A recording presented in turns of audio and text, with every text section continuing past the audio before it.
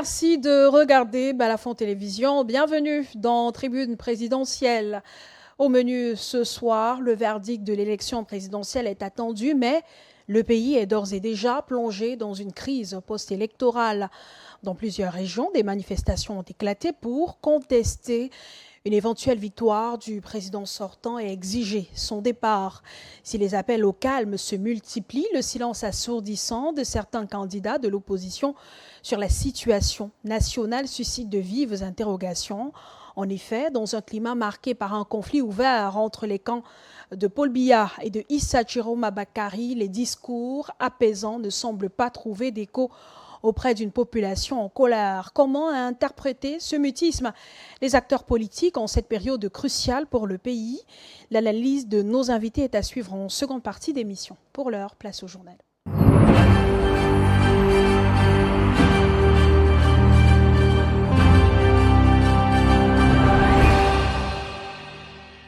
Voilà, des conducteurs de mototaxi protestent contre le récent arrêté préfectoral limitant la circulation des motos après 18 heures dans le département du Vouri. Cette mesure a instauré pour maintenir l'ordre avant la proclamation des résultats de l'élection présidentielle a suscité le mécontentement des professionnels du secteur. Ils estiment qu'elle menace leurs moyens de subsistance et réduit considérablement leur revenu quotidien. Loïc Teguia et Fandre Marquez se sont entretenus avec eux. Reportage. Some motorbike riders in neighborhoods affected by the Vouri Division's recent prefectorial order have kicked against the decision to limit bike circulation from 6 p.m. Ahmad, a motorbike rider in Bonamoussadi, expresses dissatisfaction with the order. Je la trouve mal placée, surtout du fait que ça me cause forcément un manque à gagner. Quand je passe la journée à tourner à vide et quand 18 heures arrive, généralement c'est ça ce que nous on appelle dans notre activité les heures de pointe. Une fois ces heures arrivées, chacun pense est-ce qu'on peut rattraper ce qu'il n'a pas pu réaliser en journée. Mais quand on nous fait comprendre qu'on ne doit pas circuler, bon, je vais juste dire simple, c'est un peu comme si on nous aime pas, c'est un peu comme si on ne veut pas que nous aussi on s'en sorte dans ce pays. Bernard Mvomo, another commercial bike rider, believes it's impossible for some of them to respect the order due to its negative impact on their livelihood. Ce n'est pas normal puisque quand lui signe, il est en haut là, il a un véhicule, il ne paye pas le carburant, il ne paye pas la maison. Bon, nous les débrouillards, nous demandent qu'on arrête à 18 h. Et c'est à 18 h là que les gens arrêtent le travail pour qu'on leur transporte pour amener chez eux. Ils veulent que les gens marchent à pied. On ne peut pas quitter de Aqua, marcher à pied jusqu'à Bonamoussadi. Il n'y a que les motos pour faire ce travail. Donc ça n'a pas de valeur. Donc ce qui fait qu'on ne peut même pas respecter ça. Si nous on respecte, c'est que c'est le peuple qui va souffrir. Ça ne serait pas le préfet, puisqu'il est dans son bureau là-bas. Il ne connaît pas ce que nous on subit sur le terrain. Serge Patrick, who has witnessed a decline in daily income, says the prefectorial order isn't favorable, but he has no choice. Ça a joué du côté négatif chez moi. Mais je vais faire comment? Je suis obligé de respecter la note du préfet. Du côté négatif, vraiment. Parce que je travaille le matin jusqu'à peut-être 14 h. Je ressors à 17 h pour arrêter vers les 21 h maxi. Bon, de 18 h à 21 h, ça fait 3 heures de temps. Ce qui est sûr, je suis perdant. While some bike riders adhere to the prefectorial order, others like Njomo Steve, a syndicate leader, have been law-abiding. Nous, les pensionnaires de Bonamoussadi, nous avons respecté l'ordre venant du préfet, le chef de terre, qui a dit la dernière fois que nous allons essayer de garer les motos, les engins de 2 roues, au plus tard 18 h 30. Et nous avons fait. Et d'aucuns se sont plaints, pourquoi. Sauf qu'avec ces périodes d'élection qui se passent, il y en a beaucoup de gens aussi qui prennent des engins pour faire du n'importe quoi. The Vouri prefectorial order aimed to prevent potential disorder or violence ahead of the presidential results proclamation, initially rumored for Thursday, but officially scheduled for Monday, October 27, 2025. However, no confirmation has been made regarding the order's status. À Bangou, dans le département des Hauts-Plateaux, le sous-préfet a interdit la circulation des motos entre 19h et 6h du matin, ainsi que la vente de carburant dans des bidons et autres récipients. Cette mesure fait suite à des tensions enregistrées dans l'arrondissement et la région de l'Ouest tout entière en rapport avec le scrutin présidentiel. Ntuntu Jean-Louis affirme vouloir sécuriser la population et les édifices publics. Franck Duroc-Tassanquin revient des Hauts-Plateaux et dans l'élément qui va suivre, vous écouterez les attentes des populations vis-à-vis du Conseil constitutionnel et leur regard sur les décisions prises par l'autorité administrative. Bangouville, jour du marché. Dans cette mini-gare routière, deux sujets alimentent les conversations. La publication officielle des résultats de l'élection présidentielle par le Conseil constitutionnel et les mesures prises par le sous-préfet de cet arrondissement il y a quelques jours. Ici à le calme, il n'y a pas de problème. Tout le monde n'attend que lundi le 27, le résultat des urnes. Et c'est tout ce qu'on attend. Et ce qu'on pourra demander au Conseil constitutionnel, c'est de donner le vrai résultat des urnes. On vous en prie, on vous demande pardon seulement, disez la vérité qui est dedans, pas la vérité qui est sortie des urnes, s'il vous plaît. Le Conseil constitutionnel qui a appelé à nous donner les résultats des années et des années, c'est à lui que nous attendons le résultat définitif pour les élections présidentielles. Dans une décision datée du 22 octobre dernier, Ntuntu Jean-Louis, sous-préfet de l'arrondissement de Bangou, a interdit la commercialisation des produits pétroliers dans les bidons, récipients, la restriction de la circulation des motocycles de 19h à 6h du matin. La vente de carburant dans des bidons, ça crée même des problèmes. Même ceux qui vendent, même chez moi là, il y avait des gens qui vendaient, on lui a dit que la période n'est pas indiquée. Parce qu'il peut y avoir des problèmes, finalement c'est avec ça qu'on incendie. Et c'est même pas ça, on va dire que ce sont les gens du village alors qu'ils sont pâteux. Je crois que la vente dans les bidons, c'est quand même nécessaire, c'est interdit. Parce que interdit la moto de 18h à 6h le matin. Pour les benzineurs qui n'ont que ça comme métier, c'est un manque, ça crée un manque à gagner en fait. Parce qu'en soirée, quand les gens sortent du travail, ils ont besoin de motos pour arriver rapidement chez eux et puis c'est moins cher. Dans cet arrondissement des Hauts-Plateaux de l'Ouest, où les populations vaguent tranquillement à leurs occupations, l'autorité administrative affirme avoir pris ces mesures pour garantir la sécurité des personnes et des biens de son ressort de commandement, au moment où quelques actes de vandalisme ont été récemment enregistrés. À Ngaoundéré, dans la région de la Damawa, après les manifestations enregistrées hier jeudi dans la ville, les activités ont timidement repris ce vendredi. Commerçants et habitants tentent de tourner la page, tandis que les forces de maintien de l'ordre restent vigilantes dans les points sensibles de la capitale, la région de la Damawa. L'évêque de Ngaoundéré évoque de son côté l'injustice vécue par les populations comme principale cause de ces tensions. Le reportage de notre correspondant Amadou Bello. 24 heures après les manifestations dans les rues de Ngaoundéré, la ville retrouve peu à peu son calme et ses habitudes. Les espaces marchands ont rouvert leurs portes. Devant sa boutique au Carrefour Cinéma, Bako Ignace se souvient encore de la scène. Les manifestations ont paralysé l'activité de ces vendeurs de tapis. En face même de ma boutique, il y a beaucoup de choses qui s'est passées. On a fermé la boutique, toute l'activité est déjà bloquée hier là. On n'arrive même pas à vendre le tapis. À quelques mètres de là, Bouba a également repris service. Ce responsable de vente constate aujourd'hui les séquelles laissées par le mouvement. Nous étions dans la tourmente, dans la peur. Quand j'ai été grippé à cause du gaz lacrymogène, je voulais acheter un produit hier au marché, mais je suis arrivé vers 16h, je n'ai même pas trouvé.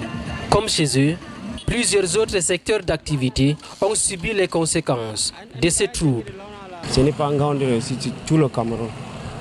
On est fatigué. Ma femme était à l'hôpital hier, mais je devais travailler en vrai, mais on nous a demandé, on nous a exigé d'enlever le gilet. On a travaillé comme ça, on s'est battu, c'était un peu bizarre. Mercredi, au cours d'une réunion de sensibilisation sur la paix avec les autorités administratives, l'évêque de Ngaoundéré est revenu sur les raisons de ces manifestations. Selon le prélat, les discours de paix ne parviennent plus à toucher les cœurs.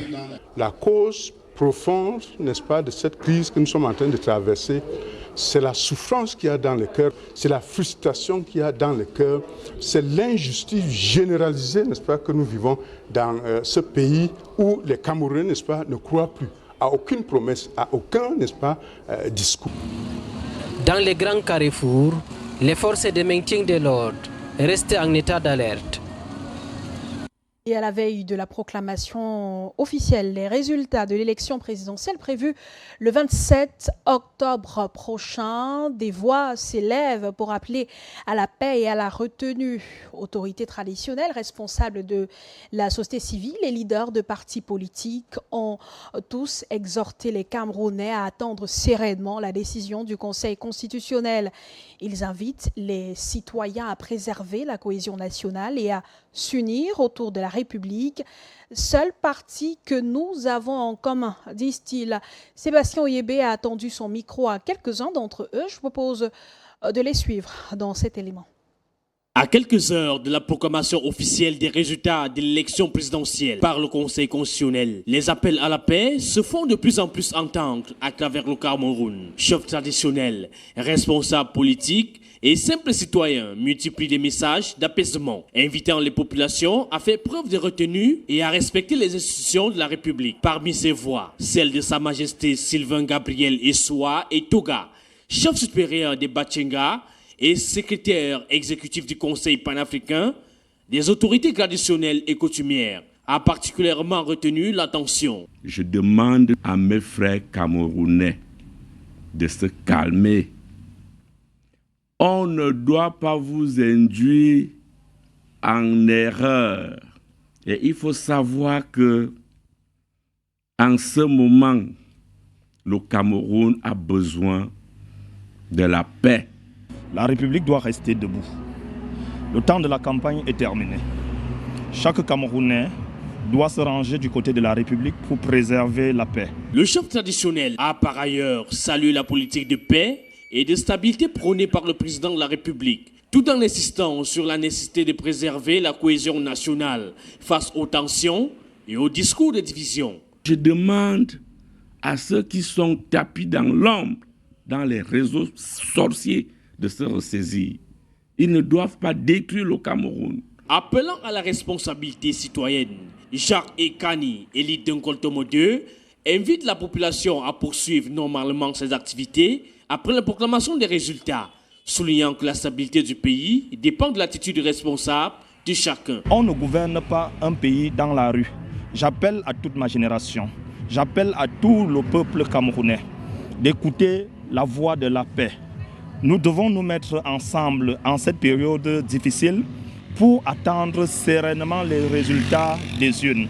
Un appel à l'unité autour des valeurs républicaines a été lancé par ces personnalités, estimant que le seul parti que nous avons en commun, c'est la République. Et suite aux violences post-électorales signalées dans certaines régions du Cameroun, la mutuelle pour des journalistes et associés a joint sa voix aux appels croissants en faveur de la paix et du calme. Lors d'une conférence de presse sur la paix et le vivre ensemble tenue à Douala, le président de l'association, Zéphirin Koloko, a exhorté les professionnels des médias à faire preuve d'objectivité et à éviter d'attiser les tensions. Il a également mis en garde contre les conséquences des troubles observés dans la capitale économique, susceptibles, selon lui, de décourager les investisseurs et de compromettre la stabilité nationale. Zéphirin Koloko a condamné les récentes destructions de biens publics et les pertes en vies humaines, soulignant qu'une violence mal gérée peut détruire non seulement une ville, mais une nation tout entière. Olivier Fotso et Fondre des Marquez pour plus de précisions. The Mutual Society of Journalists and Associates of Cameroon has joined the recent call for peace and serenity in Cameroon following post-electoral violence reported in some cities. Zéphirin Koloko, president of the association, urged the media to remain objective in their duty and avoid fanning violence. En tant que président de la mutuelle des journalistes et associés du Cameroun, en abrégé la MUJAC, Je lance un appel solennel à la responsabilité de tous et en particulier à celle des professionnels des médias. Nous, journalistes, portons dans nos plumes et dans nos micros le pouvoir de construire ou de détruire. Dans ce contexte sensible, notre devoir est clair. Ne pas jeter de l'huile sur le feu. Nous devons résister à la tentation de la surenchère, refuser les manipulations et demeurer fidèles à notre déontologie. L'éthique journalistique n'est pas une option, c'est une exigence morale et patriotique. Notre mission première est d'informer, avec rigueur, de contribuer à l'apaisement, de servir la vérité sans la travestir. Citing Douala's economic importance, President Koloko highlighted that if violence erupts, investors will flee. Le moindre dérapage, la moindre violence, la moindre casse dans nos rues met en péril tout cet équilibre fragile. Les émeutes ne font pas que troubler l'ordre public. Elles font fuir les investisseurs, brisent les emplois et compromettent l'avenir de ceux-là même qui, par désespoir, y participent. Les flammes d'une colère mal dirigée consument d'abord ceux qui les allument. Je vous le dis avec conviction, la colère, lorsqu'elle n'est pas maîtrisée, devient une arme contre nous-mêmes. While chairing a press conference in Douala-themed Peace and Living Together Awareness Campaign, President Koloko regretted the destruction and casualties registered so far and called for peace. Nous savons tous ce que coûte la violence. Elle ne construit rien, elle détruit tout. Déjà, certaines villes de notre pays en portent l'estimate. À Yaoundé, à Douala, à Tchan, à Bafoussam, à Limbé, et puis douloureusement encore à Garoua, où une perte en vie humaine a été enregistrée. Ces drames, loin de servir quelque cause que ce soit, ne peuvent qu'endeuiller des familles, ruiner les efforts et mettre en mal notre cohésion nationale. He emphasized that poorly handled crowd trouble can shatter not only a city but an entire country. En éducation, le centre d'alphabétisation fonctionnelle pour déficients auditifs est en difficulté. Le CAFDA, situé dans le 3e arrondissement de la ville de Douala, peine à assurer ses missions. Les causes des parents qui peinent à payer la scolarité, un manque de matériel nécessaire pour la formation de ses enfants. Notre reporter, Giresse Azangué, a passé une matinée avec ses enfants justement et leurs encadreurs. Son reportage. C'est dans un bâtiment de l'école publique de Bilongué, dans le 3e arrondissement de la ville de Douala, que le centre d'alphabétisation fonctionnelle pour déficients auditifs CAFDA a trouvé refuge. Spécialisé dans le suivi des enfants déficients auditifs, le centre peine à assurer ses missions. Ils sont 42 enfants, mais il y a seulement 12 enfants qui sont inscrits. La majorité sont là comme ça. Et ça, la vraie difficulté de l'école.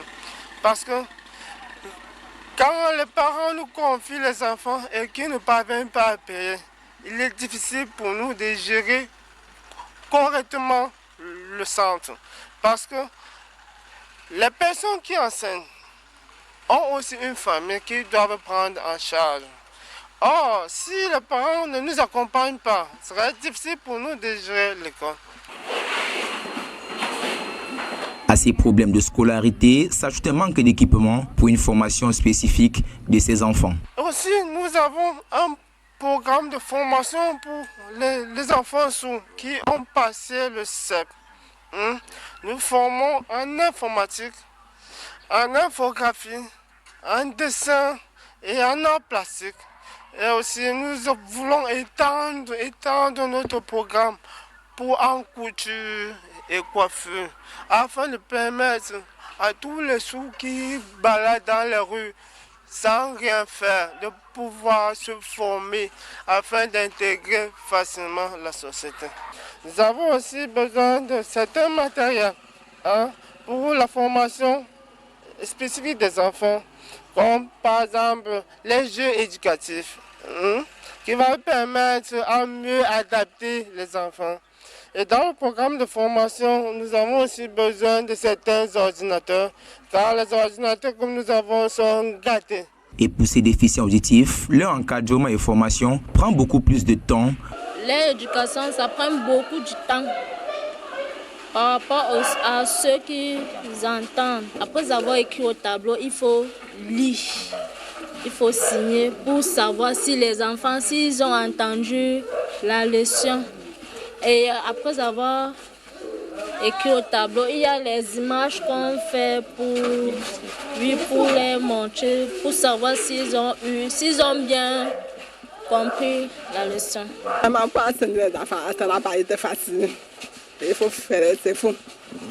Tout faire beaucoup, c'est pour pas enseigner les enfants. Pour les enseigner, il faut faire doucement pour qu'ils comprennent bien. Parce que c'est boulant. Comprenons. Les assumés ne sont pas comme les enfants qui attendent. Tu peux écrire comme ça au tableau, ce n'est pas seulement pour écrire, mais si tu peux écrire, tu mets ici, un jour pour que les enfants voient les yeux, parce que les sujets comptables, les yeux. Pour enseigner, il faut beaucoup faire, c'est bon.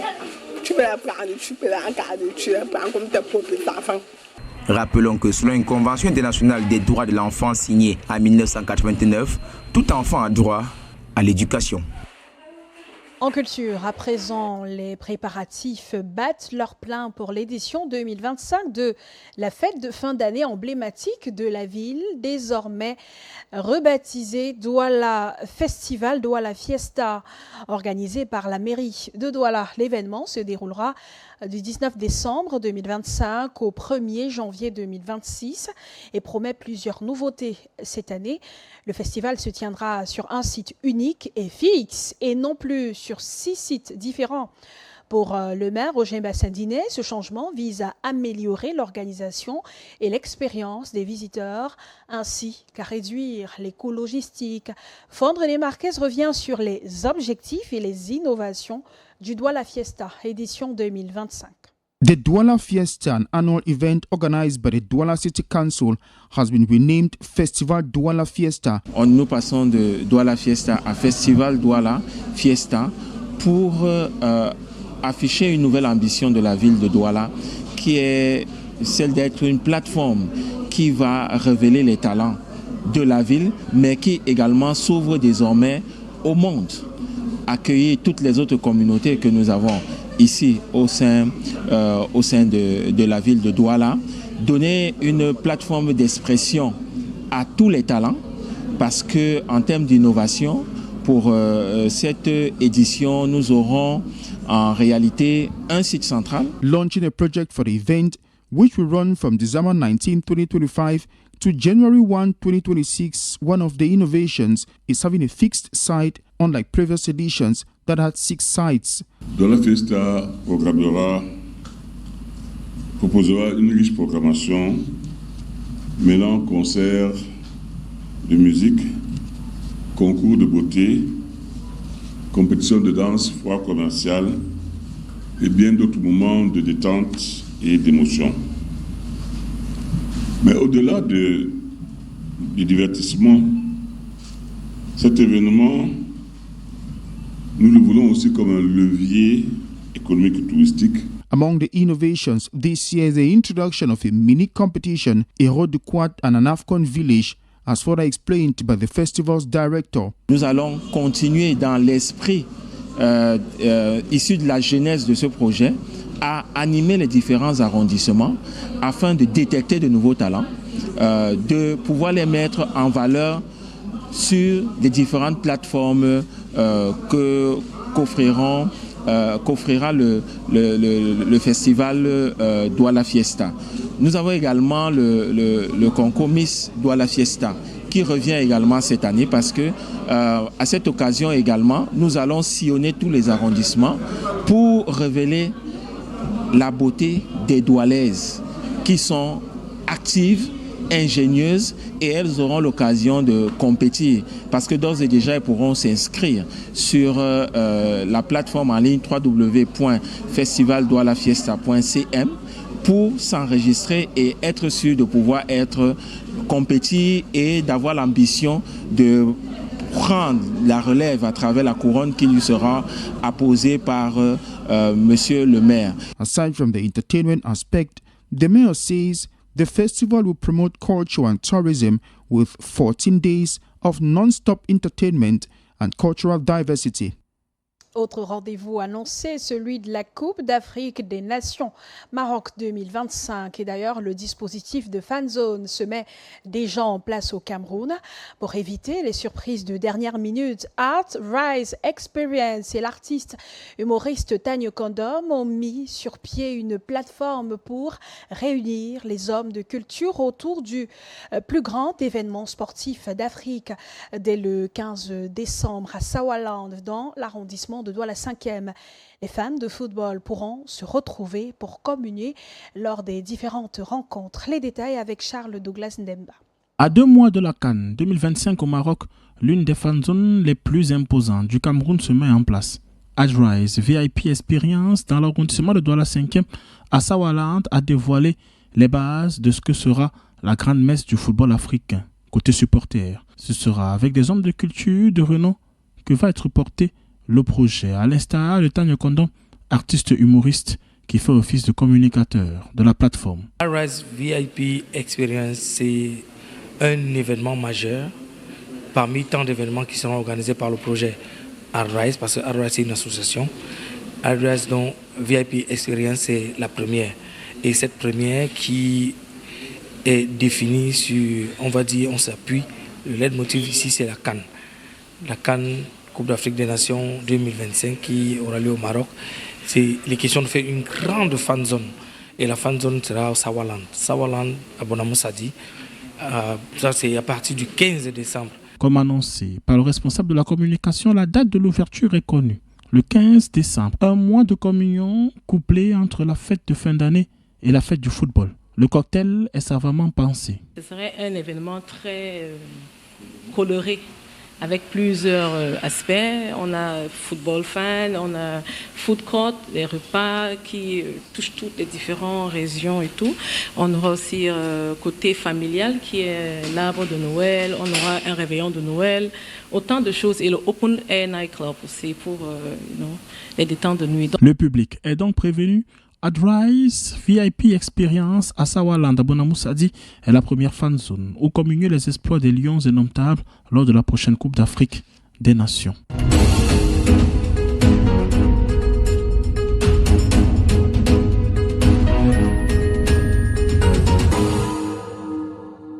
Pourquoi des candidats au scrutin du 12 octobre sont muets sur l'actualité post-électorale qui agite le Cameroun voilà plus d'une semaine?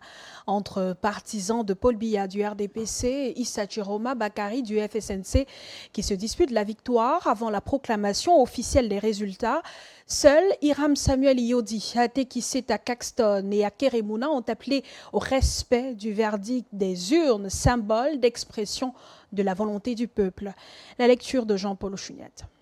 Des 12 candidats à la présidentielle du 12 octobre dernier, à peine 3 d'entre eux se sont prononcés publiquement à ce jour sur ce challenge de victoire entre le président sortant Paul Biya du RDPC et Issa Chiroma Bakari du FSNC, qui s'est même déjà autoproclamé président élu du Cameroun, sur la base des procès-verbaux qu'il dit détenir et le donnant vainqueur de ce scrutin. Ainsi, Samuel Hiram Iodi du Front démocrate camerounais, Atekiseta Caxton du Parti de l'Alliance libérale et Akeremouna du Parti Univers ont pris position, appelant au respect du verdict des urnes, exécuter la volonté du peuple. Certains demandant surtout à l'homme du 6 novembre 82 de sortir par la grande porte du palais d'Etoudi afin de rentrer dans l'histoire. Excepté ces 3 aspirants à la magistrature suprême, les 7 autres candidats de l'opposition sont muets tels des carpes depuis la grosse actualité du décomptage des voix à la Commission nationale de recensement général des votes, avec des scores inattendus publiés sur les réseaux sociaux, leur donnant des frissons sur des performances qui leur seraient attribuées,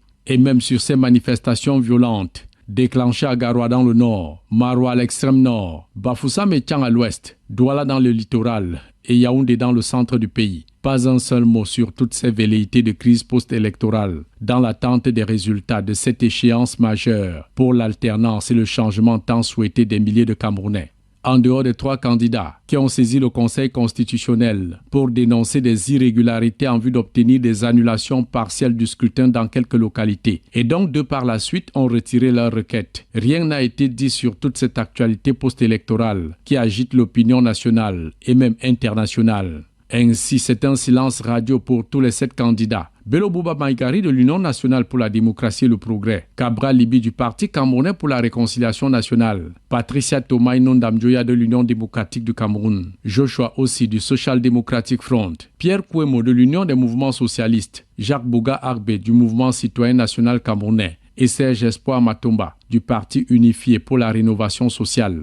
Même s'il n'est pas exclu que les scores de moins de 3% de la Commission nationale de recensement général des votes, balancés sur les réseaux sociaux, ont assommé le moral de tous ces candidats. L'opinion en même temps peine à trouver réponse à un silence qui frise l'indifférence. Ou alors sont-ils tout simplement dépassés par la tournure des événements? Et quoi qu'il en soit, les Camerounais restent pendus aux lèvres de tous ces candidats devenus taiseux. Et pour combien de temps?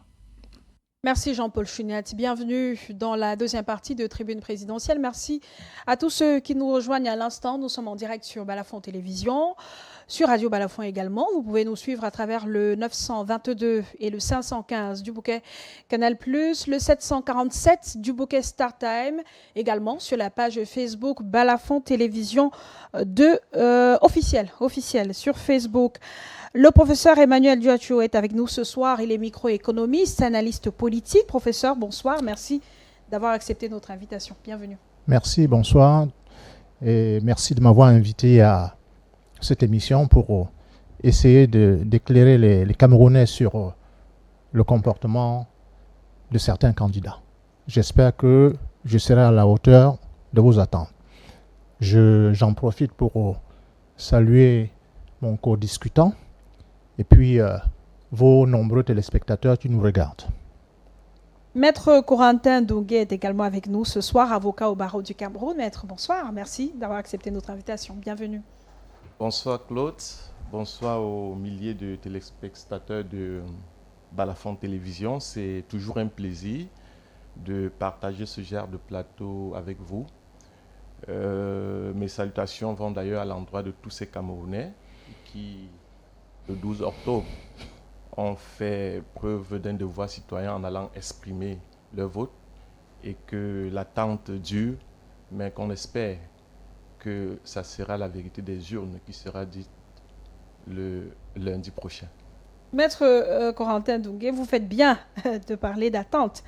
La proclamation des résultats de l'élection présidentielle, c'est lundi 27 octobre 2025. Dans l'attente donc de ces résultats-là, comment vous analysez le climat politique, le climat social qui prévaut en ce moment dans le pays? Déjà, depuis de la tenue du scrutin le 12 octobre jusqu'à ce jour. Au regard de la scène politique actuelle au Cameroun, nous pouvons dire sans risque de se tromper que le Cameroun est à la croisée des chemins. À la croisée, pourquoi? Parce que des Camerounais, des citoyens camerounais ont exprimé leur devoir citoyen, c'est-à-dire celui de voter. Mais depuis quelque temps, nous observons de part et d'autre des mécontentements dans les différentes régions du Cameroun. Nous avons vu ce qui s'est passé à Tchang. Nous avons vu ce qui s'est passé à l'extrême nord, notamment à Maroua et à Garoua. Cela veut dire qu'il y a de l'inquiétude dans l'air. Et c'est tout à fait normal. Nous pensons que les Occidentaux se sont battus pour le suffrage universel. Et aujourd'hui, au Cameroun, les Camerounais sont en train de se battre pour la souveraineté du peuple. Et nous espérons que ce peuple souverain va se battre et que la sérénité va revenir et que la vérité des urnes sera dite, comme nous l'avons dit tout à l'heure. Ces mécontentements exprimés à travers des manifestations enregistrées depuis la tenue du scrutin dimanche, le 12 octobre, vous surprennent-ils, professeur Duacho? Est-ce que ces mécontentements me surprennent? Je dirais oui et non. Pourquoi oui, pourquoi non? Ces mécontentements me surprennent parce que pendant longtemps, les Camerounais ont donné l'impression, ou avaient donné l'impression d'être amorphes et d'être finalement résignés quant à leur situation. Ces mécontentements ne me surprennent pas si on considère que depuis 2018, il y a une prise de conscience, n'est-ce pas, qui a été méthodiquement développée par certains acteurs politiques. Cette prise de conscience qui a permis aux Camerounais de savoir qu'il était possible, n'est-ce pas, d'exprimer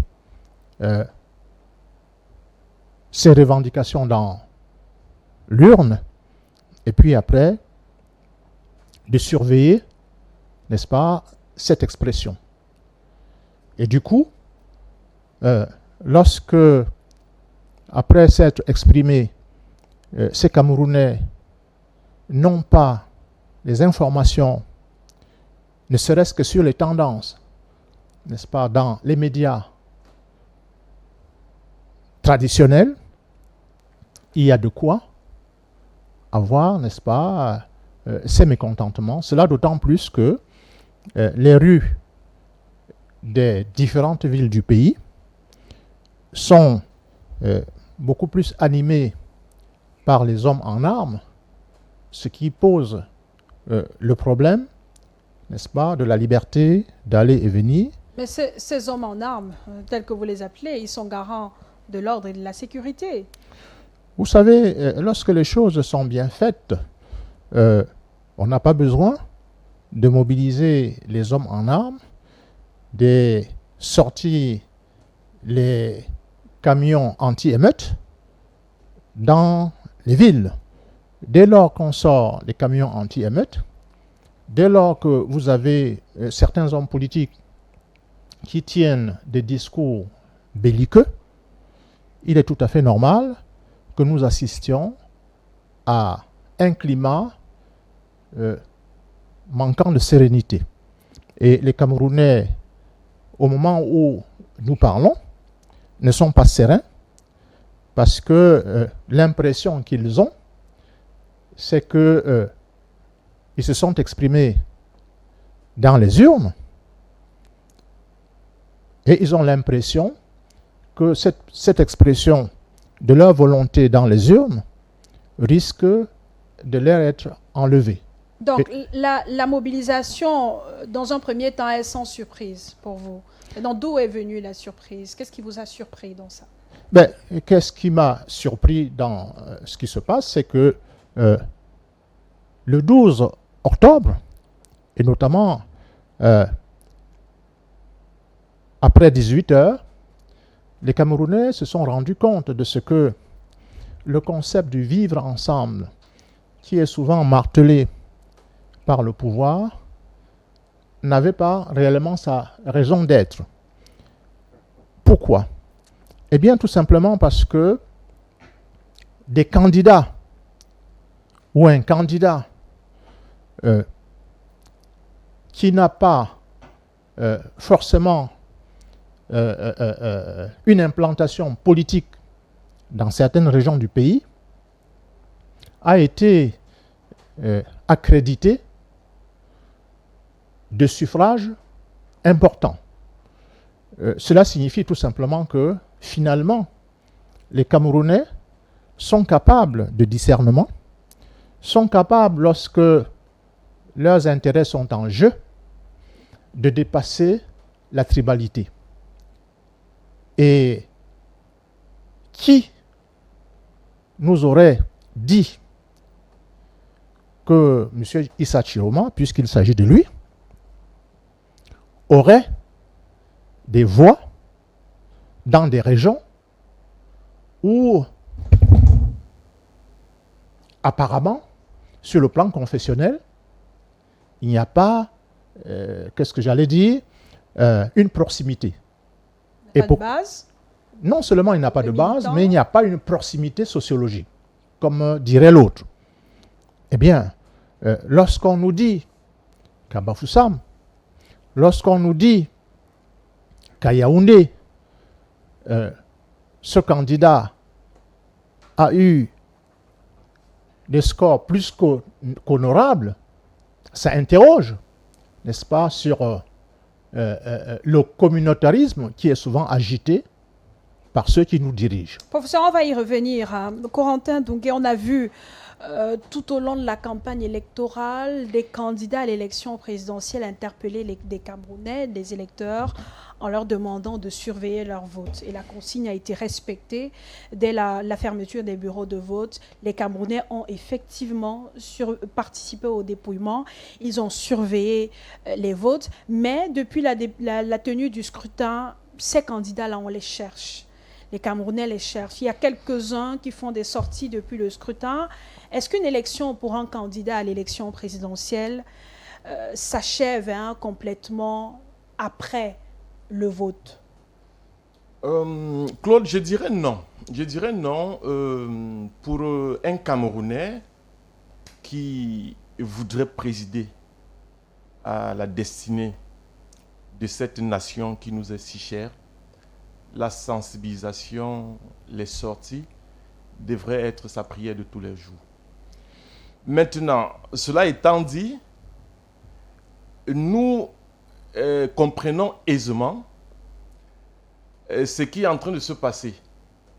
Et je voudrais ici convoquer Machiavel dans son ouvrage intitulé Le Prince et un autre auteur, Robert Greene, qui a écrit, je crois, les 48 lois du pouvoir.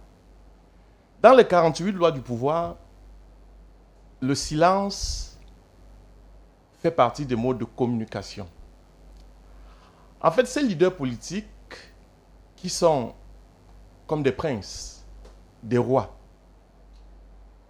ne voudraient pas que les partis en compétition sachent exactement à quel bord ils appartiennent. Je vais prendre une métaphore. Une forêt où des arbres avec des épines sont en train de se battre. Chacun cherche à germer. L'arbre qui reçoit le plus d'air, c'est l'arbre qui se retire de la forêt et pousse à côté. Ça, c'est le comportement de ces Camerounais présentement, c'est-à-dire de ces leaders politiques. En fait, ils voudraient se comporter comme de la neige. Parce que quand tu veux capturer la neige, tu te rends compte que ce n'est rien. On ne connaît pas exactement de quel bord ils appartiennent. Et le combat actuel qui se joue entre M. Issa Chiroma et M. Biya, si au soir du 12, M. Biya est proclamé. Du 27 Du 27. Le 27 matin. Désolé. Du 27, c'est le président Biya qui est proclamé vainqueur des élections présidentielles. Je vous jure que vous allez voir ces pécheurs de troubles refaire surface et brandir leur position d'opposant ou miroiter des faveurs du gouvernement qui sera mis en place par le président. Donc vous pensez que ce silence actuel, pour certains, est purement stratégique? Et c'est un silence stratégique. Nous sommes en politique. Et la politique, tous les coups sont permis. Ils ne veulent pas donner l'impression à M. Issa Chiroma qu'ils sont avec le président Paul Biya. Ils ne veulent pas donner l'impression au président Paul Biya qu'ils sont avec M. Issa Chiroma parce que ce sont les deux leaders qui estiment aujourd'hui, chacun d'entre eux, avec ces procès-verbaux, qui estiment qu'ils ont gagné des élections. Maintenant, celui qui sortira victorieux, vous allez voir ces leaders politiques ressortir de leur cachette et demander des faveurs. C'est désolant, c'est inquiétant, mais c'est de la politique. Et nous pensons que le Camerounais, du moins les Camerounais, qui, au jour d'aujourd'hui, ne peuvent plus se laisser berner, sont en train de comprendre aisément et qu'au moment venu, ils sauront comment sanctionner ces politiciens d'un autre genre. Justement, vous parlez de ces stratégies des candidats, du moins de certains candidats, parce qu'il y a quand même eu parmi eux, parmi les 11 candidats de l'opposition, certains qui ont fait des sorties. Vous parlez de ce silence-là, de ce mutisme de ces candidats-là comme étant une stratégie visant à s'attirer les bonnes grâces d'un camp ou d'un autre. Mais est-ce que ce que pense le peuple n'est pas plus important que ce qui pourrait gagner derrière? Parce que c'est le peuple qui vote à la fin. Parmi eux, certainement, certains seront encore candidats en 2032. Vous faites bien de poser cette question parce que dans la tête de ces politiciens, qu'est-ce qu'ils ont besoin? Parce que c'est le rapport donnant-donné. Ils ont besoin du vote. Ils ont besoin du suffrage. Une fois le peuple aura voté ses candidats, le rendez-vous sera pris pour 7 ans. Et à coup de liasse, à coup de nourriture, on viendra nous flatter, nous promettre des rêves qu'on ne pourra plus jamais respecter. À moins que les élections s'approchent et puis que ces leaders puissent se rapprocher du peuple pour solliciter leur voix. J'ai dit, c'est plus stratégique, c'est de la politique. Elle est ingrate, mais c'est de la politique. Et quand vous avez lu Machiavel, quand vous avez lu Robert Greene, vous comprenez aisément quel est le comportement de ces politiciens, du moins ceux qui sont dans le mutisme total de nos jours. Bon, de grâce, il y a certains d'entre eux qui se démarquent et qui donnent clairement leur position parce qu'ils ne sont pas dans la politique des chauves-souris, parce qu'on ne sait pas s'ils sont oiseaux ou bien animaux. Ils donnent quand même leur position et le peuple est là, nous voyons, nous apprécions et au moment venu, nous saurons comment sanctionner dans les urnes. Parfois, il y a entre des hommes politiques, des engagements qui se font au-dessous de la table. On te paie ton silence. Je ne dis pas que tel est le cas, mais il est arrivé des moments où le silence d'un homme politique peut être soudoyé. On peut lui donner de l'argent et lui dire, bon tiens, tu ne prends pas position par rapport à tel ou tel camp, ou bien tu valides les résultats de la Cour constitutionnelle, ou bien de Issa Chiroma, et en contrepartie, voilà ce qu'on te promet quand je serai aux affaires. C'est des arrangements. Donc, nous ne pouvons pas lire dans la boule de cristal, mais ce qui est sûr, en tant que des hommes politiques, nous croyons que ce silence, c'est un silence stratégique, c'est un silence bien réfléchi, c'est un silence calculé, et le perdant, ce n'est que le peuple camerounais. Un homme politique nous a rejoint, Alex Ngepi, représentant du Social Democratic Front, le SDF, qui d'ailleurs avait un candidat à cette élection présidentielle, l'honorable Joshua aussi. Alex Ngepi, merci de nous avoir rejoints. Bonsoir, bienvenue. Bonsoir. Bonsoir, millions de personnes qui nous suivent ce soir. Je vais dire que c'est ma deuxième sortie après l'élection présidentielle. Et je dirais même que c'est ma première sortie. Que, voilà, depuis que j'ai pris cette posture en faveur de la reconnaissance de la victoire de Issa Chiroma. Donc, c'est ma première sortie que j'ai faite sur un plateau. Mais avant toute chose, je vais juste faire dire quelque chose. Je reçois des intimidations, des coups de fil menaçants. J'ai mon épouse qui a été enlevée dans un taxi à Yaoundé. Il y a cela 3 jours. Elle a été conduite à l'école de police où on l'a questionnée sur ma personne. On a posé des questions pas gaies parce qu'on estime que je ne devrais pas dire que Issa Chiroma a remporté l'élection présidentielle. Mais j'ai juste fait que dire ce que j'ai vu et ce que ma conscience demande de dire, c'est qu'il a remporté l'élection présidentielle. Et j'ai cité certains de vos confrères journalistes qui ont déclaré M. Paul Biya vainqueur de l'élection présidentielle. Alors je m'interroge, dans quel pays vivons-nous? Y a-t-il des super Camerounais, des moins super Camerounais? Y a-t-il un Camerounais comme Bouni Bidian, pour ne pas citer, comme Ernest Obama, qui ont le droit de dire que M. Paul Biya a remporté l'élection présidentielle et ne pas subir des menaces? Leurs épouses se balader partout.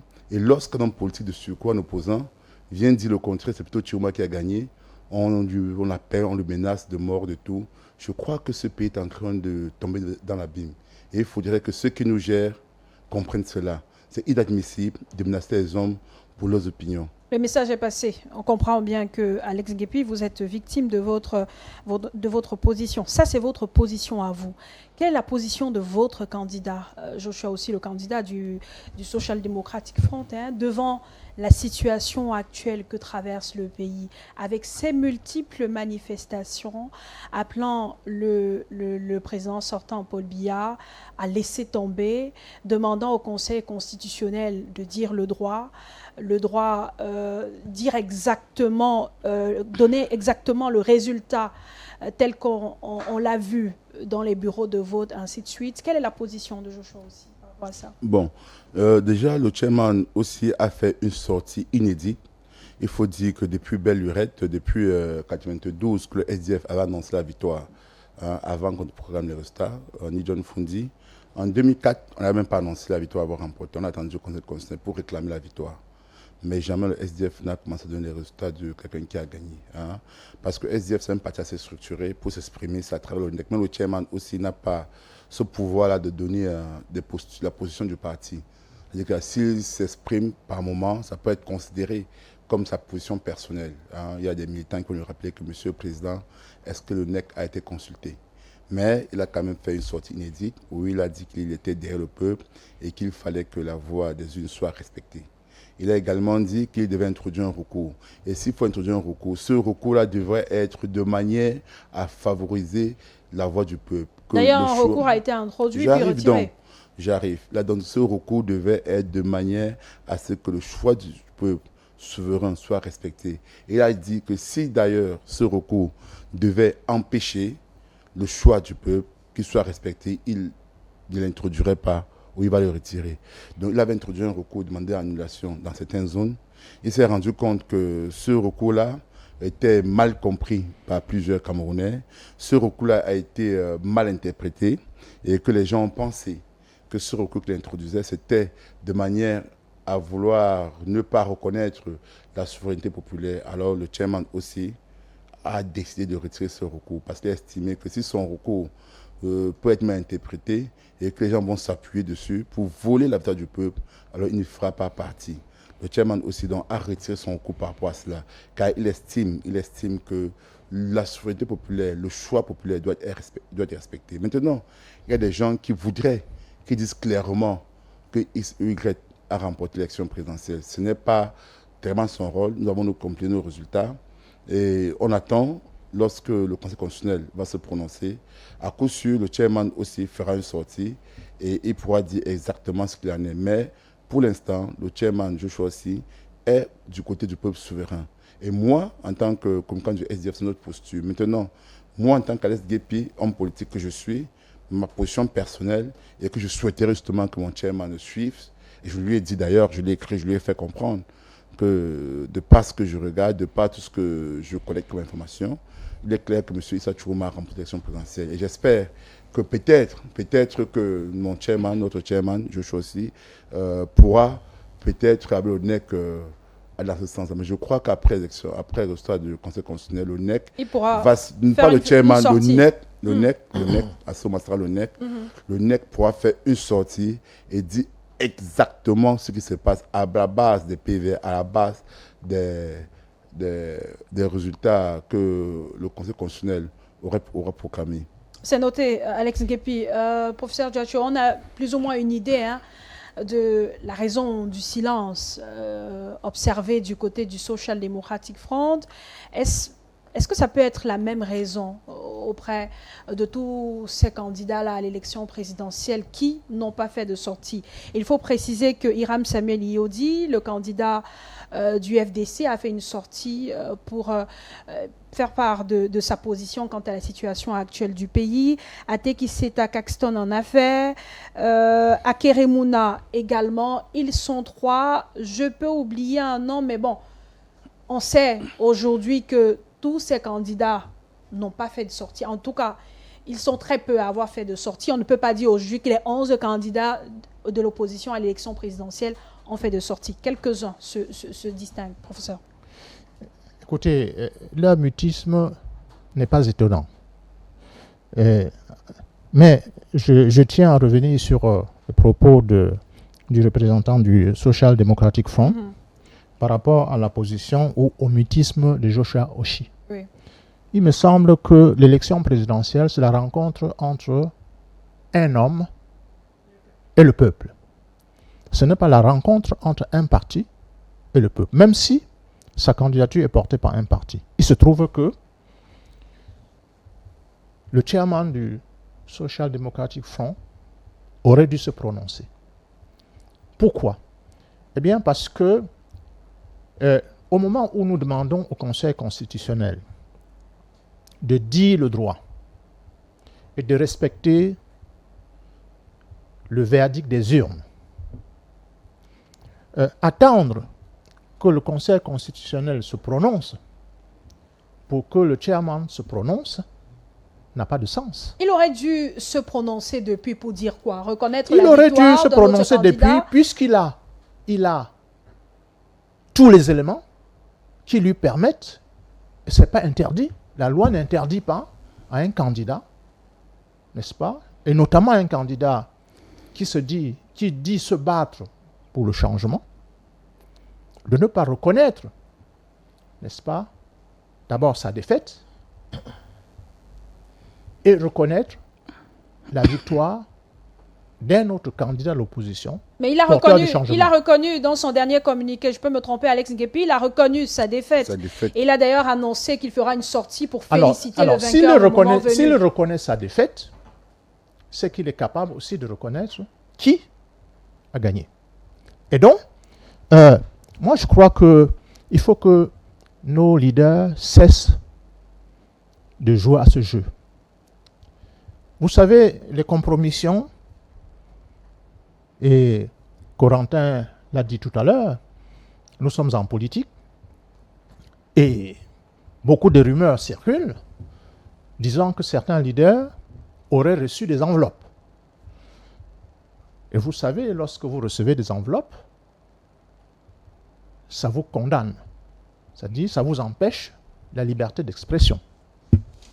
Est-ce que ces candidats qui ne parlent pas font partie des gens qui ont reçu des enveloppes? Peut-être. Peut-être pas. Mais toujours est-il que, rappelez-vous de ma position le 16 septembre, sur ce plateau, où je disais que certains candidats étaient des accompagnateurs et qu'il ne fallait rien attendre d'eux, parce que même pour payer leur caution, ils avaient dû recevoir, n'est-ce pas, de l'argent d'ailleurs. Et donc, du coup, ça leur enlève leur liberté. Mais parmi ces candidats-là, ils ont battu campagne, ils ont fait le oui, ils ont battu campagne. Ils ont élaboré des programmes lorsqu'un candidat vous dit qu'il est troisième, mais dans une salle de classe, lorsque je me prononce comme étant troisième, je sais qui est le deuxième, je sais qui est le premier. Sinon, comment savoir que je suis troisième sans connaître qui est premier et qui est deuxième? Ce candidat a dit être troisième sur la base des procès-verbaux. Il est troisième, qui est donc premier? Est-ce à lui de compter? C'est à lui de le dire. Il peut le dire. S'il est troisième, c'est qu'il sait qui est le premier, qui est le deuxième. Alors il peut féliciter le premier, déjà? Il peut féliciter le premier. C'est la démocratie. Pourquoi ne pas attendre d'abord la sortie du Conseil constitutionnel? La sortie du Conseil constitutionnel n'empêche pas de féliciter celui qu'on croit avoir gagné l'élection. Ce n'est écrit nulle part dans nos textes fondamentaux, n'est-ce pas? D'ailleurs, le communicant du SDF sur ce plateau reconnaît la victoire d'Issa Chiroma. Il l'a félicité. Reconnaître, c'est une façon de féliciter. Alors, lui qui est porte-parole du chairman, je ne vois pas au nom de quoi le chairman attendrait le NEC pour parler. Les autres candidats n'ont pas attendu les assises de leur parti pour parler, mais tout simplement parce que, je vous dis, l'élection présidentielle, c'est la rencontre entre un homme et le peuple. Et cet homme est totalement libre. D'ailleurs, ce n'est pas le parti qui fait son programme, c'est lui qui fait son programme. Ce n'est pas le parti qu'on élit, c'est l'individu qu'on élit. Et donc cet individu est tout à fait fondé pour donner sa position quant au résultat. Alors, vous savez, certains candidats sont satisfaits de leur score. D'autres sont des candidats régionaux et ne resteront jamais que des candidats régionaux. Il ne faut rien attendre de ces candidats-là. Malheureusement, c'est des gens qui reviennent tous les 7 ans faire rêver des Camerounais pour enfin ne rien dire. Donc, il est tout à fait incompréhensible que des gens, qu'ils se manifestent, ne serait-ce que pour le candidat du pouvoir ou pour le candidat de l'opposition, puisque certaines chaînes de télévision, certains journalistes dans certains médias ont donné les résultats depuis. On publie les tendances. Non, ils ont donné les résultats. Ils ont donné les résultats. Et très souvent, ce qu'ils ont annoncé s'est produit. Rappelez-vous l'épisode du Conseil constitutionnel. 2 jours avant, tout le monde était au courant de qui allait être qualifié par Elecam ou le Conseil électoral et qui n'allait pas. Mais ce qu'ils ont annoncé récemment ne s'est pas produit. Si, ça s'était produit. Sur la tenue de l'audience solennelle de proclamation des résultats hier jeudi. Oui, mais ce sont eux encore qui ont annoncé, n'est-ce pas, qu'il y avait un report. Je crois qu'il y a un poste d'un célèbre journaliste qui rappelait aux Camerounais que jamais le Conseil constitutionnel ne s'est prononcé le 23. Justement, on ne saurait donc parler de report puisque la voix officielle n'avait jamais annoncé la date du 23. Oui, mais eux, c'est la voix officielle. On va revenir vers vous tout à l'heure, professeur Diacho. Oui, maître Corentin, vous vouliez réagir? Pas vraiment réagir, mais je suis un tout petit peu sidéré et gêné qu'en 2025, que la famille de mon cher frère Alex Nguepi soit inquiétée pour ses opinions. C'est assez triste, c'est assez malheureux pour la liberté d'expression. Liberté d'expression pour laquelle les Camerounais, le monde entier s'est battu. Je voudrais juste dire à Alex que nous partageons sa peine. Merci. Et qu'il comprenne juste que chaque heure sombre annonce l'aurore. Et pour rebondir directement à ce que le professeur disait tout à l'heure, nous devons comprendre que la nation camerounaise, le pays que nous aimons tant, est assis sur des lois. Notamment l'article 213 du Code électoral. Qu'est-ce que cet article dit? Qu'après le dépouillement, les résultats des élections sont rendus publics. 113, l'article 113. 113. Oui. Alors, après le dépouillement, les résultats des élections sont rendus publics. Cela veut dire quoi? Cela veut dire qu'en fait, dès qu'on compile les PV, après le dépouillement dans les bureaux de vote, les tendances peuvent être purement et simplement données au public. C'est la loi. Et on ne peut pas reprocher à un Camerounais de respecter purement et simplement la loi. Maintenant, le Conseil constitutionnel, personne ne retire au Conseil constitutionnel le pouvoir donné par le Code électoral d'arrêter et de proclamer les résultats. Mais le Conseil constitutionnel doit proclamer quels résultats? Arrêter quels résultats? Les résultats sortis des bureaux de vote. Que les tendances sont données par des Camerounais. Pour dire que si un candidat sait qu'il est troisième à une élection, c'est après avoir compilé les PV qu'il lui donne troisième et il sait pertinemment qui est le deuxième et qui est le premier. Alors, s'il dit qu'il est troisième, il peut également dire aux Camerounais Issa Chiroma est deuxième, Paul Biya est premier, ou bien Paul Biya est premier, Issa Chiroma est deuxième, parce que nous ne demandons pas à ces leaders en qui nous avons cru, en cette jeunesse en qui nous avons cru, de prendre position, mais de nous dire, à partir des chiffres qu'ils ont, qui a gagné les élections. Oui. Ça permettra de dissiper un certain doute. Décrisper L'atmosphère, parce que c'est de ça qu'il s'agit. Monsieur Issa Chiroma dit « j'ai gagné ». Je me suis hasardé à regarder la publication de ces PV. Ils disent que ce sont des PV sortis des bureaux de vote. Nous avons consulté. Nous attendons le résultat la proclamation des résultats par le Conseil constitutionnel.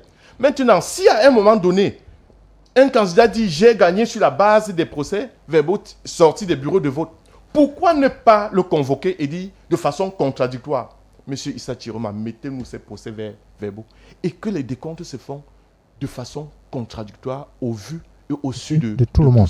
Corentin, donc, le silence de certains candidats à l'élection présidentielle ne pourrait-il pas également être justifié par le fait que ces derniers n'auraient pas les procès-verbaux en leur possession?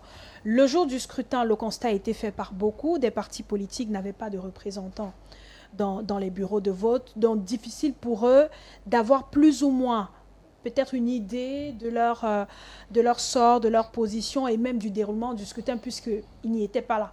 Ils n'y étaient pas, même si les Camerounais étaient bien présents. Et d'ailleurs, beaucoup ont fait des vidéos, ont partagé des photos, ont partagé des informations via les réseaux sociaux. Alors, mon peuple périt faute de connaissances. Et je souhaiterais qu'à un moment donné, ces hommes politiques s'entourent des juristes, des avocats aguerris qui, à un moment donné, peuvent prendre le temps de lire du premier article au dernier article du code électoral. Qu'est-ce que l'article 56 de ce code électoral nous dit?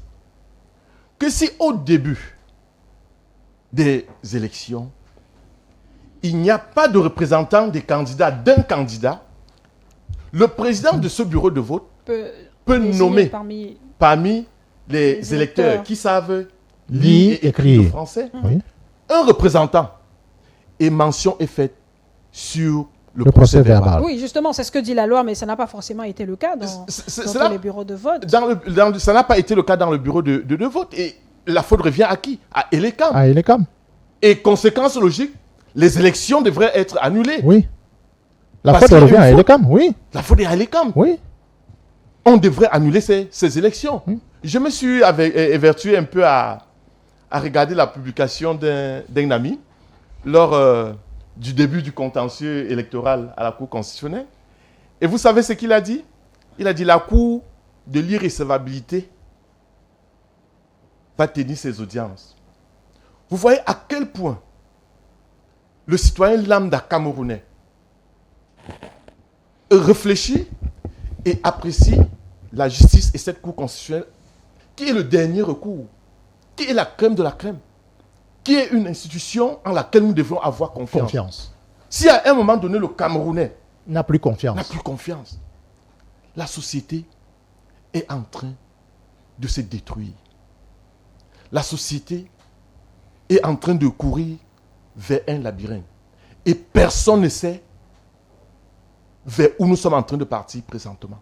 Nous restons juste en prière et nous estimons que Dieu est encore avec le Cameroun. Parce que ce qui est en train d'arriver à M.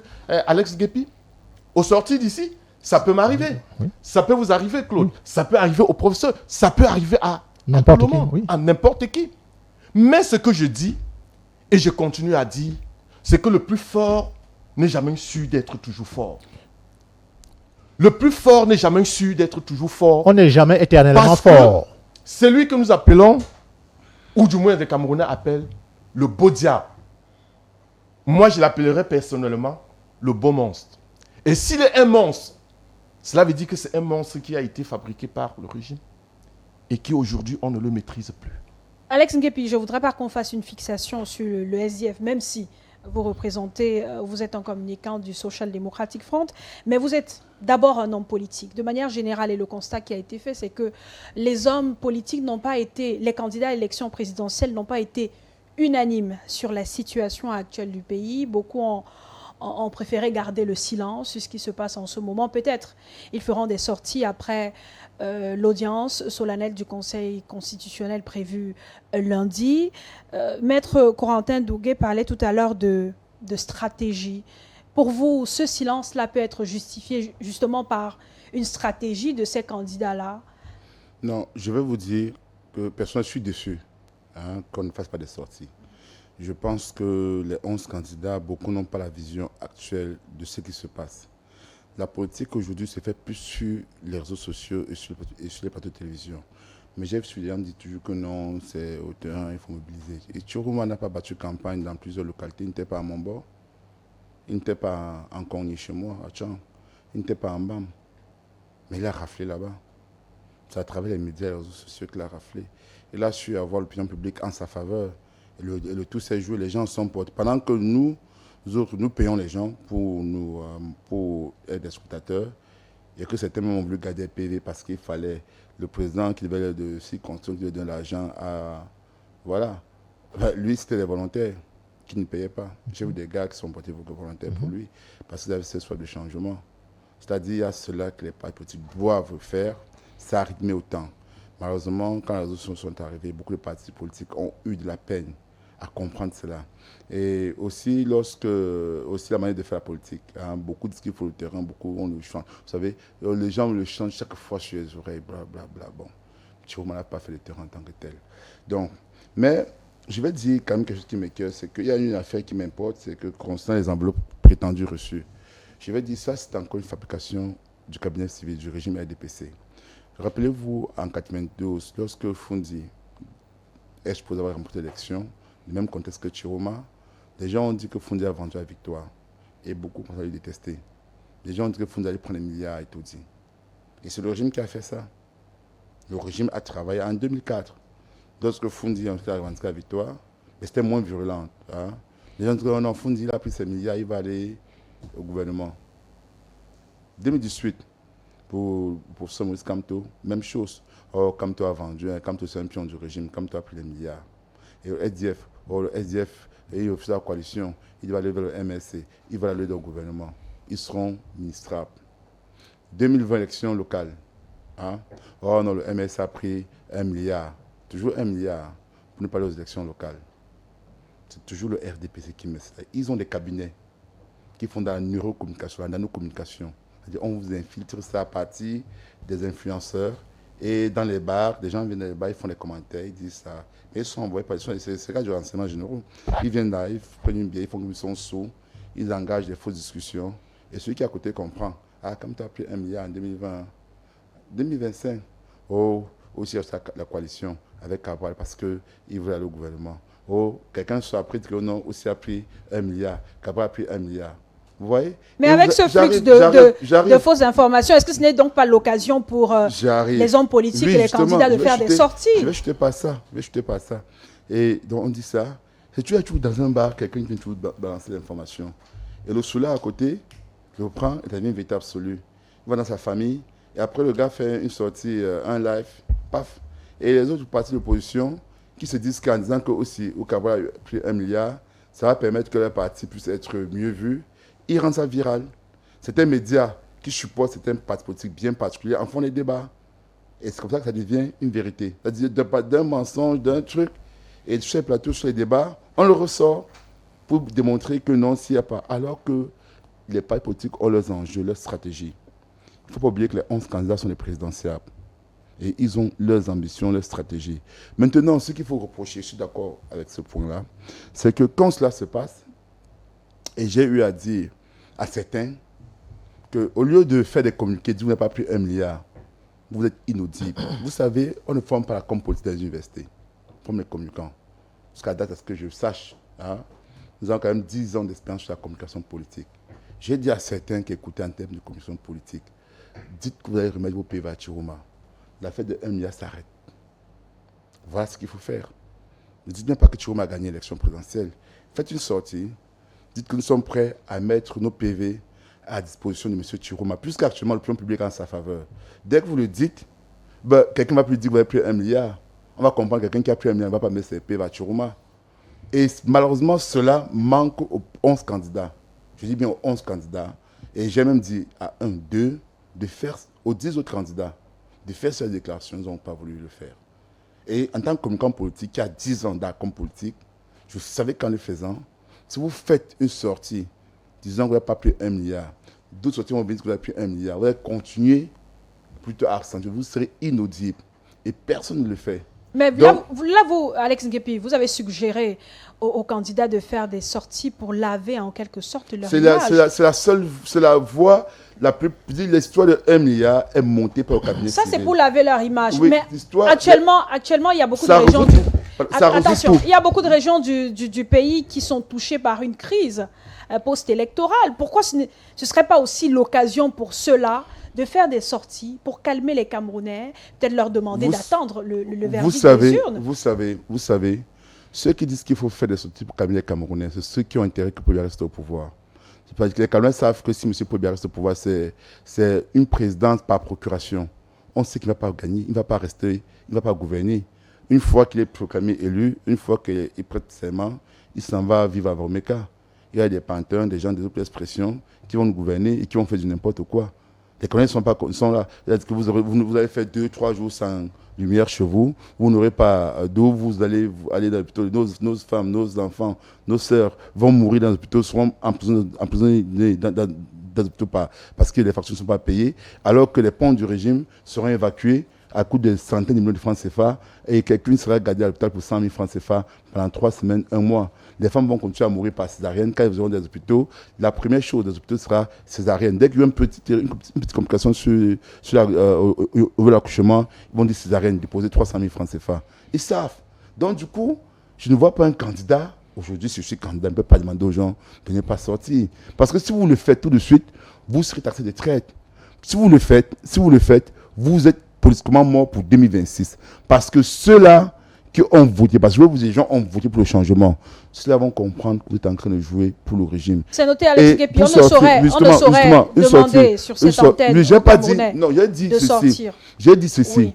Autant mieux, comme si vous êtes en train de sortir, tout de suite, ils vont vous choper à la sortie. On dit que non, celui-là appelle à la rébellion, c'est l'expression. Autant mieux ne rien dire. Sachant que les gens eux-mêmes vont prendre de sortir. Moi, je ne veux pas dire de sortir, mais je peux y amener de rester chez eux. Le professeur je dis seulement qu'il y a des gens qui usurpent cette fonction présidentielle. Il y a des gens qui veulent voler notre victoire. Donc chacun a sa conscience de faire ce qu'il trouve nécessaire. Mais je vais dire à personne d'aller dans la rue. En même temps, je ne dis aussi à personne de ne pas y aller. Chaque Camerounais aime sa conscience et il fera ce qu'il trouve opportun. C'est compris. Oui, professeur. Oui. Je reviens sur l'information que le copanéliste ou le co-discutant surtout nous a dit tout à l'heure concernant sa famille. Je crois que, comme le disait Corentin, c'est inadmissible, inacceptable dans un pays dit démocratique de s'en prendre à la famille d'un homme qui n'a fait qu'exprimer ce qu'il pensait. C'est inadmissible. Ce n'est pas cette société-là que nous souhaitons. Et ceux qui le font pensent être forts. Or, on n'est jamais fort éternellement. La preuve, le 12, ce n'est pas contre le président Biya que les gens ont voté. C'est contre la gouvernance par procuration que les Camerounais ont voté. Je suis d'accord. Et je voudrais dire que le président Biya a été fort en 2004, 2011, 1992, 1997, mais depuis il n'est plus fort. Ce sont les autres qui agissent en lieu et place du président Biya. Pour dire quoi? Pour dire que lorsque le président Biya était cet homme, ce lion que nous connaissions, il prenait des décisions et il frappait. Aujourd'hui, comme tous les hommes, il n'est plus fort. Et ceux qui se croient forts aujourd'hui, demain ne le seront plus. Il faut qu'ils fassent attention lorsqu'ils s'en prennent aux autres. Personne, même pas Issa Chiroma, n'avait pensé, il y a 3 mois, qu'il serait porté en triomphe par les Camerounais. Il y en a qui ont traité Chiroma de tous les noms, qui aujourd'hui passent des nuits sans dormir, parce qu'ils se disent que si Chiroma arrive effectivement au pouvoir, c'en est fini pour eux. Mais parce qu'ils ont été des gens zélés. J'attire l'attention de nos forces de maintien de l'ordre. évitez le zèle. Soyez des forces de maintien de l'ordre républicains. N'acceptez pas les ordres illégaux. Vous acceptez les ordres illégaux, vous aurez d'une part votre conscience pour assumer, et si cela ne suffit pas, peut-être que la loi va vous rattraper et vous payerez très très cher. Alors, ceux qui se lèvent pour demander la paix, généralement ceux-là sont des partisans du statu quo. Nous voulons la paix. Même ceux de la société civile qui par le passé avaient demandé au président sortant de ne pas la paix de façon lancinante, la paix de façon lancinante est un propos qui est tenu par les partisans du statu quo. Bien sûr. Est-ce que la matraque, le fusil, le caillou, est-ce que c'est ça qui symbolise la non-paix? La réponse est non. Il faudrait que nous définissions la paix. La paix, c'est quoi? C'est le fait que Giatio, sortant de ce plateau de télévision, rentre chez lui sans problème.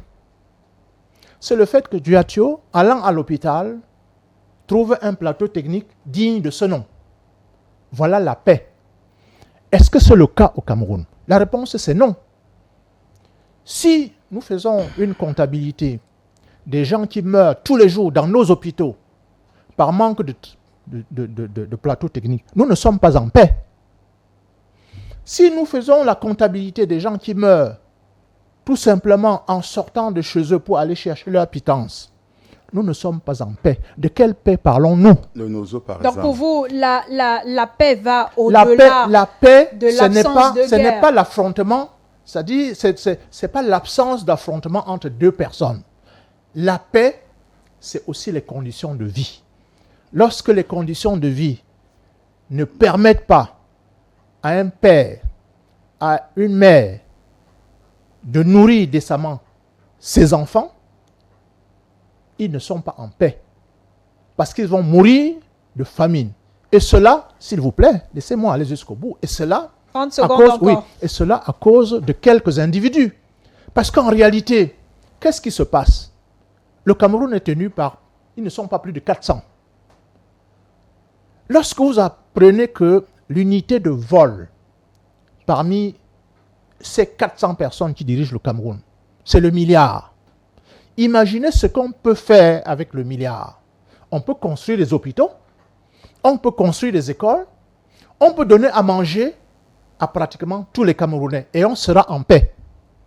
Il faut que les gens arrêtent de nous parler de paix alors qu'ils nous mettent dans l'insécurité. Si on ne peut donc parler de paix avec le contexte socio-économique du Cameroun, on peut quand même parler de calme, de sérénité. Est-ce qu'avec cette psychose dans laquelle les Camerounais sont plongés, dans l'attente de la proclamation des résultats de l'élection présidentielle, il est possible de leur tenir un discours qui les apaise, qui les calme? Maître Corentin Doungué. Naturellement, nous devons tenir un discours qui apaise, un discours qui calme.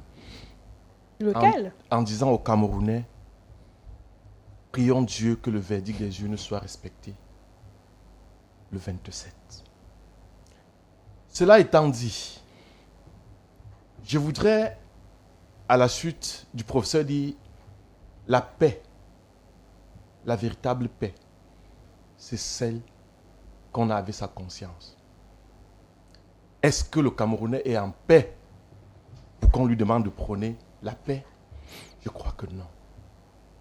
Je crois que non, parce que si le panier de la ménagère ne peut pas être rempli, on ne peut pas parler de paix.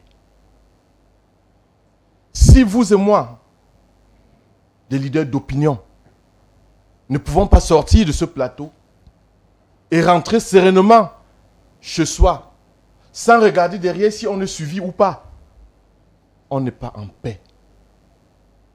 La véritable paix, c'est de respecter la volonté du peuple souverain que nous sommes. Maintenant, je ne vois pas un Camerounais, un seul, qui peut demander à un autre Camerounais de créer le chaos dans ce pays? Je ne vois pas. Parce que le chaos aura à sa suite des conséquences qui peuvent être des pertes en vie humaine, qui peut être le sang qui va couler. Aucun Camerounais ne peut encourager un autre Camerounais à aller dans la rue. Disons, aucun Camerounais patriote. Patriote, aucun. Nous ne sommes pas là pour faire l'apologie du chaos, loin s'en faut. Mais nous sommes là pour dire, les Camerounais se sont exprimés le 12 octobre. Le verdict des urnes doit être le verdict que ce peuple souverain a exprimé. Maintenant, si le peuple souverain estime que le verdict des urnes n'est pas leur verdict, et qui se décident peut-être d'engager leur mouvement de grève et tout, qui est reconnu sur le plan international. Je suis qui? Maître Ndungue pour le refuser. Je ne peux pas, vous ne pouvez pas. Maintenant, je voudrais... Maître, on n'a plus le temps. Oui, je voudrais chuter en disant ceci. En 5 secondes. Oui, en 5 secondes. Il reste 4. Que quand la maison de ton voisin est en train de brûler, il faut lui apporter de l'eau. Et que les arrestations, la torture n'a pas de religion, n'a pas d'ennemi et n'a pas de couleur. Le mot de fin, Alex Nguepi. Oui, je vais dire, c'est déplorable ce qui se passe au Cameroun actuellement. Des hommes politiques sont interpellés. J'aime tout à l'heure sur Facebook quelqu'un qui m'a dit, un ami qui m'a dit, Alex, quand tu vas sortir balafon, on va te choper en bas. Et tout de suite, on vient d'interpeller un Sekane. Avant, c'était du Kameni. Ça ne fait pas encore 5 minutes. Il faudrait qu'on arrête cela. Ces gens ne sont pas plus amoureux du Cameroun que nous. Le Cameroun est un patrimoine commun. Qu'ils se rappellent du Gabon. Ali Bongo a été donné vainqueur à plus de 70%. Moi, ce qui s'est passé après. Qu'ils se rappellent de l'Égypte. Qu'ils se rappellent d'ailleurs. Le Cameroun est un patrimoine commun. Et ceux qui sont aux affaires doivent comprendre qu'actuellement, ils sont en train de divorcer au peuple camerounais. Leur mariage est fini. Ils auront beau interpeller les gens, ils auront beau intimider les personnes, mais c'est fini. Les Camerounais n'ont plus peur. Qui continuent à les faire, mais ces personnes-là, un jour, vont rendre compte. C'est noté, le message est passé. Merci Alex Nguepi, merci messieurs Corentin Ndungue, professeur Diocho, d'avoir été avec nous ce soir. Merci à vous de nous avoir suivis. Très bonne fin de soirée, excellent week-end en compagnie de nos programmes. Rendez-vous lundi, 19h30 sur Balafon Télévision.